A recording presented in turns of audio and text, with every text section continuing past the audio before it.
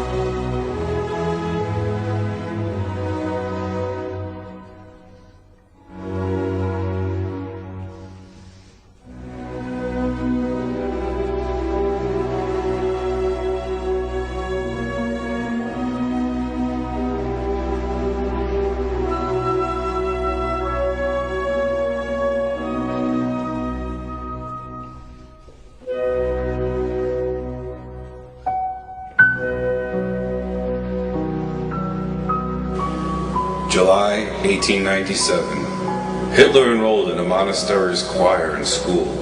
Adolf continues to do well, achieving the Austrian equivalent of straight A's. He will later recall, "Since my free time, I have received singing lessons in the cloister at Lambach.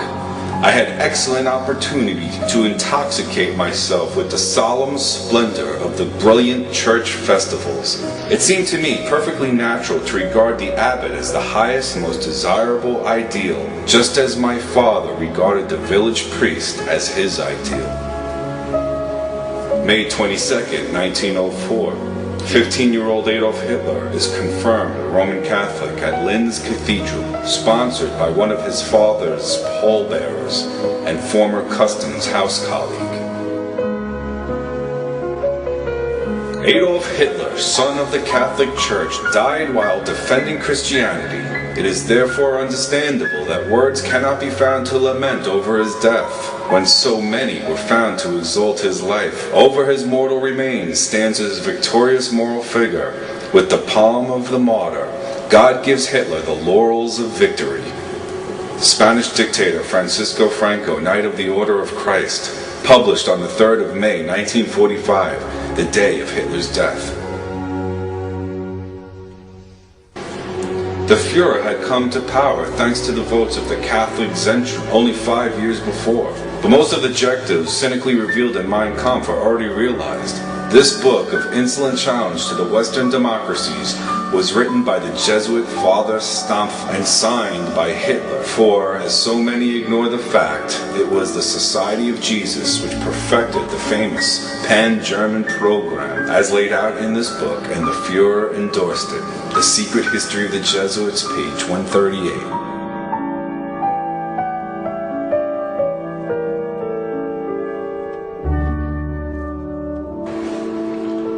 On 30 January 1933, Adolf Hitler was appointed Chancellor. On 23 March 1933, his government was given legislative powers through the Enabling Act and was passed by all Reichstag except for the Social Democrats and Communists, whose deputies had already been arrested. Hitler had obtained the votes of the Center Party, led by Prelate Ludwig Kass, by issuing oral guarantees of the party's continued existence and the autonomy of the Church and her educational institutions. He also promised good relations with the Holy See, which some interpret as the hint of a future concordat. Born in Trier, Kass was ordained a priest in 1906 and studied history and canon law in Trier and Rome. 1906, he completed a doctorate in theology, and in 1909, he obtained the second doctorate in philosophy. In 1910, he was appointed rector of an orphanage and boarding school near Koblenz. Until 1933, he devoted his spare time to scholarly pursuits. Later, Kass would frequently travel to Rome, where he would stay with Pacelli, and he experienced firsthand the new ladder entry, which he published on. In 1931 and 1932, continued as an advisor in negotiations for the Reich Concordat. That, however, came to nothing until 1933. 1933, on 15 March, Kass was the main advocate supporting the Hitler administration's Enabling Act in return for certain constitutional and allegedly ecclesiastic guarantees. Hitler responded positively via Franz von Papen. 23 March, Kass gave a speech outside Reichstag, voicing the center's support for the bill amid concerns put aside. This vote for the Enabling Act was a major step in the institution of the dictatorship of Adolf Hitler and is remembered as the prime example of a democracy voting for its own demise. Because of Kass's request for guarantees and because of his later involvement in the Reich Concordat negotiations, Kass and Papen traveled together to Rome and had discussions on the train. Von Papen assured Kass that a concordat with the new government was a sure thing. Kass had worked on the Reich Concordat for over 10 years. Now, Hitler was offering it.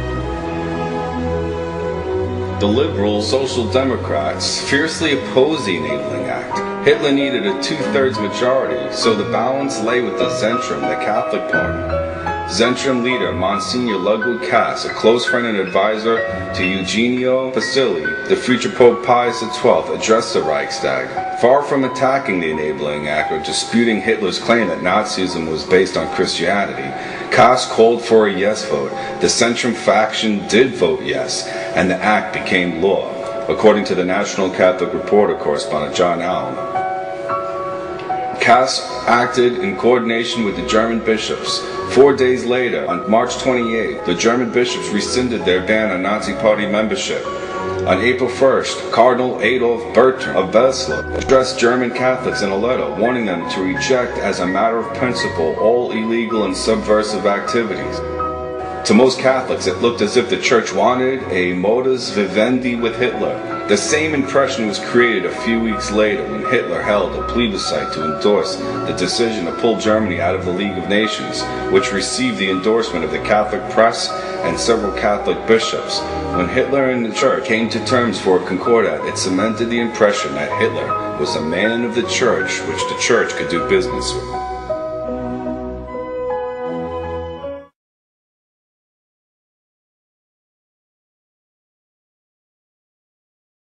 Signing the Concordat is Cardinal Pacelli, later to become Pope Pius XII.